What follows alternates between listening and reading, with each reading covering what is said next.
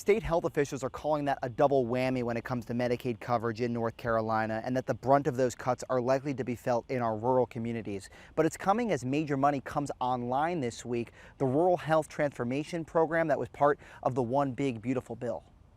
The purpose of those monies would be to really transform rural health, which includes access to care. Dr. Brian Hodge is the Chief Academic Officer for MAHEC, the Mountain Area Health Education Center, which works to train healthcare professionals in Western North Carolina to improve access to quality care there. He says delivering care to rural North Carolinians remains a challenge, especially in remote mountain communities. When we look at actually our health outcomes in those areas, we see that that burden is often passed along to the people living in those communities. We spoke with Hodge Wednesday as money from the Rural Health Transformation Program, part of the One Big Beautiful Bill, becomes available this week. Money from that $50 billion fund will need to be applied for by states, and Hodge believes it could serve an important role and that they'll need it to in light of federal cuts. Committing to making sure that we reduce every barrier to access so that people can actually see clinicians and have access to essential services.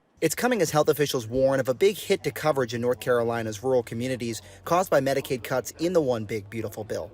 The NCDHHS says come October 1st, they're also expecting to face more than $300 million in additional Medicaid cuts due to an ongoing funding dispute. Add it all up, and North Carolina's rural communities may face the brunt. We know that Medicaid disproportionately benefits rural communities in North Carolina. In fact, in North Carolina, 29 counties out of the 100 counties, you will see that 40% or more of their total population is enrolled in Medicaid. Deborah Farrington with NCDHHS says they'll be proactive in applying for funds from the new rural fund, but that money may not offset the loss in coverage ushered in by the cuts. It doesn't go directly to the pockets of any one individual, but it does help support the infrastructure. Hodge called this time pivotal and said that it's likely that those cuts we're expecting to Medicaid will make the work they're doing in rural communities more difficult. States, meantime, have until early November to apply for money from that rural health program. In Raleigh, Sean Coffey, ABC 11 Eyewitness News.